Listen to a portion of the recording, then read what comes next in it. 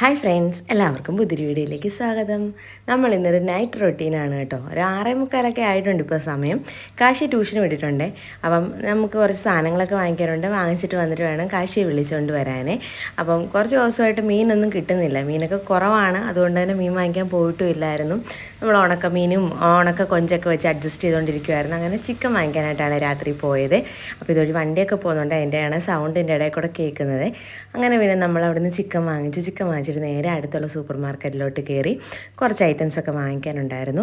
രാത്രിയിലത്തേക്കുള്ള ചപ്പാത്തി, പിന്നെ പിള്ളേർക്ക് ബിസ്ക്കറ്റും പിന്നെ സോപ്പും അങ്ങനെയുള്ള ചെറിയ ചെറിയ ഐറ്റംസ്, പിന്നെ മുറുക്കുമൊക്കെയാണ് നമ്മൾ വാങ്ങിച്ചത്. അപ്പോഴേ അവിടെയും നല്ല ആളൊക്കെ ഉണ്ടായിരുന്നു. പിന്നെ ശ്രീമോനെ കൊണ്ട് ഇപ്പോൾ എവിടെയും പോകാൻ പറ്റാത്ത അവസ്ഥയാണ്. എവിടെ ചെന്നാലും അവന് വേണ്ടുന്ന കുറച്ച് ഐറ്റംസ് ഉണ്ട്, ജ്യൂസ്, മുട്ടായി അങ്ങനെയുള്ളതൊക്കെ. അത് വാങ്ങിച്ചു കൊടുത്തില്ലെങ്കിൽ നമ്മളവിടെ കിടത്തി നാണം കെടുത്തി കളയും കേട്ടോ. അതുകൊണ്ട് പിന്നെ വാങ്ങിച്ചു കൊടുത്തു. അവിടുന്ന് നമ്മൾ നേരെ വന്നത് കാശിയെ വിളിക്കാനായിട്ടാണ്. അവിടെ വന്ന് കുറച്ച് സമയം നിന്ന് കഴിഞ്ഞപ്പോഴാണ് കൊച്ചേട്ടൻ ബാഗൊക്കെ എടുത്തുകൊണ്ട് ഇറങ്ങി വന്നത്. അപ്പോൾ അവിടെ പുതിയൊരു മിടുക്കി വന്ന് നിൽപ്പുണ്ട് കേട്ടോ. ആരാന്ന് നമുക്കറിയത്തില്ല. ഇരുട്ടുന്നതിന് മുമ്പ് പോയായിരുന്നെങ്കിൽ ഒന്ന് പരിചയപ്പെടായിരുന്നു കേട്ടോ. അപ്പം ഞങ്ങൾ ചെന്ന് നിന്നപ്പോൾ തൊട്ടേ പുള്ളിക്കാരത്തി അവിടെ നല്ല ഡാൻസൊക്കെ കളിച്ചുകൊണ്ട് നിൽക്കുമായിരുന്നേ. അപ്പോൾ കാശി വന്ന് കയറിയിട്ട് മോളവിടെ നിന്ന് ടാറ്റയൊക്കെ തന്നുകൊണ്ട് നിന്ന് കുറച്ച് സമയം. അത് കഴിഞ്ഞ് നമ്മൾ നേരെ നമ്മൾ വീട്ടിലോട്ടിങ്ങ് വന്നേ. അമ്മച്ചി വീട്ടിലുണ്ടല്ലോ, അതുകൊണ്ട് നമ്മൾ ഗേറ്റൊന്നും പൂട്ടിയിട്ടൊന്നും ഇല്ലായിരുന്നു. കാശിയുടെ ഈ വാങ്ങിച്ച സാധനങ്ങളാണ് ഇരിക്കുന്നത്. ഇപ്പം ഫ്രണ്ടിൽ പിടിച്ചുകൊണ്ടാണ് പുള്ളി ഇരുന്നത്. അത് കഴിഞ്ഞ് ഞങ്ങളാണെങ്കിൽ അകത്തോട്ട് കയറി. ഞാൻ ഡ്രസ്സൊക്കെ മാറി അടുക്കളയിലോട്ട് വന്നിട്ടുണ്ട്. രാത്രി ചിക്കൻ കറി വെച്ച് വെക്കാൻ നേരത്തെ ഇപ്പം നാളെ രാവിലത്തേക്കും കൂടെ എടുക്കാമല്ലോ. അപ്പോൾ രാത്രിയിലത്തേക്കുള്ള കറിയാവും. ചപ്പാത്തിയും വാങ്ങിച്ചിട്ടുണ്ട്. നമ്മൾ വാങ്ങിച്ചുകൊണ്ട് വന്ന ഐറ്റംസൊക്കെയാണ് കേട്ടോ അവിടെ നിരത്തി വാരി വെച്ചേക്കുന്നത്. ഞാൻ വന്നപ്പോഴത്തേക്കും അമ്മച്ചി സവാളയെല്ലാം പൊളിച്ച് വെച്ചിട്ടുണ്ടായിരുന്നു. സാധാരണ ചിക്കനോ ബീഫോ വാങ്ങിക്കാൻ പോയിട്ട് വരുമ്പോഴത്തേക്ക് അമ്മച്ചി എല്ലാം അരിഞ്ഞ് വെക്കാറാണ് പതിവ്. ഇന്നാണെങ്കിൽ ഞങ്ങൾ അങ്ങോട്ട് പോയതിൻ്റെ പുറകെ കറണ്ട് പോയെന്ന് പറഞ്ഞു കേട്ടോ. ഈ സവാള എന്നെ കരയിച്ച് അടങ്ങത്തുള്ളൂ. ഇപ്പോൾ എപ്പോൾ സവാള അരിഞ്ഞാലും കണ്ണ് നിറയുകയും ചെയ്യും, എരിഞ്ഞ് നീറി ഞാൻ കരഞ്ഞ് വാരും കേട്ടോ. അപ്പോൾ അമ്മച്ചി വന്നതിന് ശേഷം സാധാരണ അധികം എനിക്കന്നെങ്കിൽ അരിയേണ്ടി വന്നിട്ടില്ല. അമ്മച്ചി തന്നെ എല്ലാം അരിഞ്ഞ് തരുമായിരുന്നു. ഇത് കറണ്ട് പോയതുകൊണ്ട് പൊളിക്കാൻ മാത്രമേ പറ്റുള്ളൂ. ഇഞ്ചിയും വെളുത്തുള്ളിയൊക്കെ അമ്മച്ചി അവിടെ നിന്ന് റെഡി ആക്കിക്കൊണ്ടിരിക്കുകയാണ്. ആ സമയം കൊണ്ട് ഞാൻ കരുതിയെങ്കിൽ ആദ്യം നമുക്ക് സവാള അങ്ങ് ഇടാമെന്ന്. കുക്കറിലാണല്ലോ കറി വെക്കുന്നത്, ഇന്നത്തേക്ക് കഴിക്കാനല്ലേ. അപ്പോൾ പിന്നെ കുക്കറിൽ വെച്ചാലേ പറ്റത്തുള്ളൂ. ഉരുളി വെക്കാൻ പോയി കഴിഞ്ഞാൽ ഇന്നൊന്നും കഴിപ്പ് നടക്കത്തില്ല. നല്ല വിശപ്പും ആയിട്ടുണ്ടായിരുന്നു. അപ്പം ഈ മീൻ എനിക്ക് വേണ്ടെങ്കിലും എനിക്ക് ഉച്ചയ്ക്ക് ഒരിച്ചിരി എരിയില്ലാതെ കഴിക്കാൻ പറ്റാത്തതുകൊണ്ട് ചോറൊന്നും ഉച്ചയ്ക്ക് കഴിച്ചതും ഇല്ലായിരുന്നേ. അങ്ങനെ വൈകിട്ടാണെങ്കിൽ ഞാൻ ഓർത്തെങ്കിൽ ഈ ചിക്കൻ കറി അങ്ങ് വെച്ച് കഴിക്കാം. അതാകുമ്പോൾ നാളെ രാവിലെ എനിക്ക് പാടില്ലല്ലോ കാശിക്ക് സ്കൂളിൽ കൊടുത്തു വിടാനും എല്ലാം. അങ്ങനെയാണ് രാത്രി തന്നെ അങ്ങ് വെക്കുന്നത്. അപ്പോൾ ഈ രാത്രി സമയമൊക്കെ ആകുമ്പോഴത്തേക്ക് മഴയും കൂടെ ആണെങ്കിൽ പിന്നെ പറയാൻ വേണ്ട, നല്ല ചൂടോടെ എരിയോടെയൊക്കെ എന്തെങ്കിലുമൊക്കെ കഴിക്കാനൊക്കെ തോന്നുവേ. ഞാൻ പിന്നെ എന്തോ പറഞ്ഞാലും ഏട്ടൻ വാങ്ങിച്ചു തരാനാണെങ്കിലും ഉണ്ടാക്കി കഴിക്കാനുള്ളത് അങ്ങനെയുള്ള സാധനങ്ങൾ വാങ്ങിക്കാനായാലും എല്ലാം വാങ്ങിച്ചുകൊണ്ട് തരും, എടുക്കും, എല്ലാം ചെയ്യും. ചില സമയത്ത് ഞാൻ ആലോചിക്കും, നമ്മുടെ അച്ഛനുണ്ടെന്നുണ്ടെങ്കിലേ നമ്മുടെ വീട്ടിൽ ചെല്ലുമ്പോഴായാലും അല്ലെങ്കിൽ നമ്മുടെ വീട്ടിലോട്ട് വന്നാലായാലും നമുക്ക് ഇഷ്ടമുള്ള സാധനങ്ങൾ നമുക്ക് വാങ്ങിച്ച് തരുമ്പം അതൊരു പ്രത്യേക ടേസ്റ്റും ഒരു സന്തോഷവും ഒക്കെയാണ്. നമ്മൾ വാങ്ങിച്ച് കഴിക്കുന്നതിനെക്കാട്ടി ഉപരി എന്ത് വേണമെങ്കിലും നമുക്ക് വാങ്ങിക്കാം. പക്ഷേ നമുക്ക് വാങ്ങിച്ച് തരുമ്പോൾ ഉള്ള ഒരു സ്നേഹവും അത് പറഞ്ഞറിയിക്കാൻ പറ്റത്തില്ല. ചിലരൊക്കെ കടയിൽ വന്ന് നമ്മൾ വാങ്ങിക്കുമ്പോഴേ അച്ഛന്മാരും മക്കൾ വന്നെന്നും പറഞ്ഞ് വാങ്ങിച്ചുകൊണ്ട് കൊടുക്കുന്നത് കാണുമ്പോൾ ഒരു സങ്കടമാണ്. അതൊരു നഷ്ടമായിട്ടൊക്കെ തോന്നും കേട്ടോ. എനിക്കിപ്പം എപ്പോൾ പറഞ്ഞാലും അച്ഛനെ പറ്റി എപ്പോൾ പറഞ്ഞാലും എൻ്റെ സൗണ്ട് ഇടറുകയും എനിക്ക് കണ്ണ് നിറയുകയും ചെയ്യും. അതുകൊണ്ടാണ്.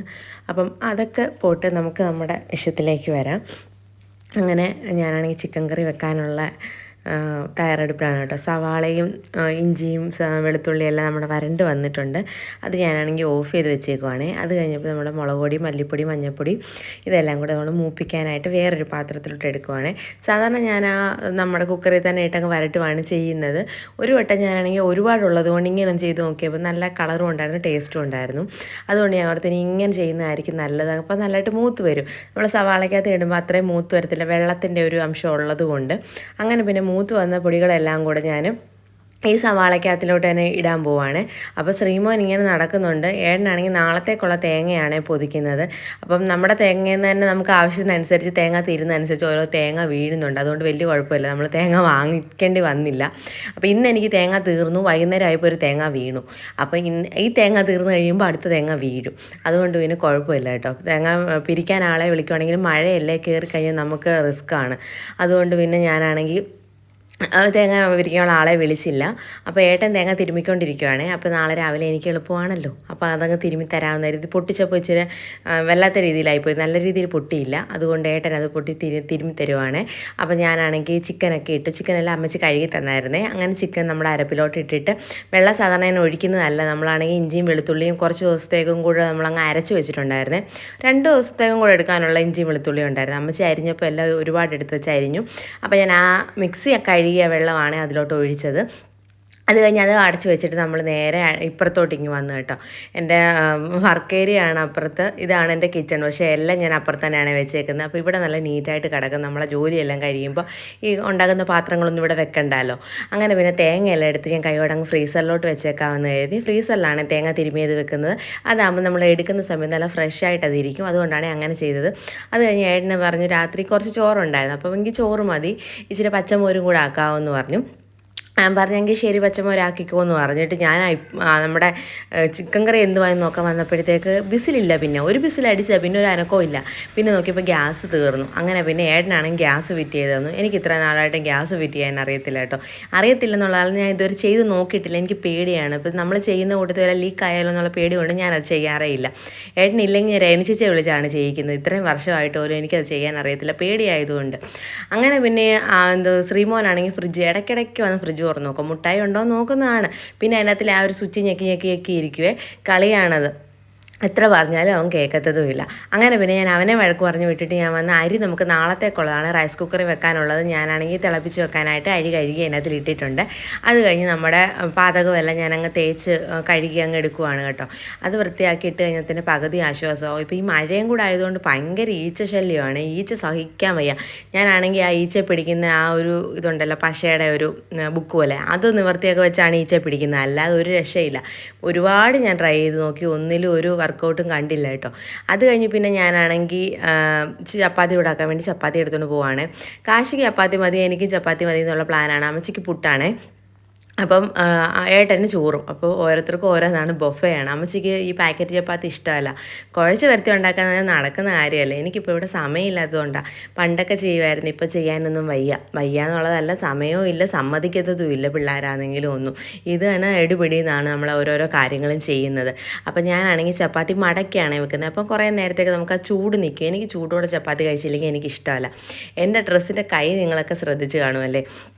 എനിക്കാണെങ്കിൽ കൈ ഒരുപാട് നീളം പറ്റത്തില്ല. എനിക്കിത് റെഡിമെയ്ഡ് നമ്മൾ വാങ്ങിക്കുന്നത് കൊണ്ട് തന്നെ കൈ നീളം കൂടി കിടക്കുമ്പോൾ എനിക്കങ്ങ് പിടിച്ച് ഞാനിരിക്കുകയെ. അതിന് ഞാൻ അവിടെ ആണെങ്കിൽ ചുരുക്കി മേലോട്ട് കയറ്റി വെക്കുന്നതാണ്. നമ്മൾ ജോലി ചെയ്തുകൊണ്ടിരിക്കുമ്പോഴത്തേക്ക് അതങ്ങ് താന്ന് വരും.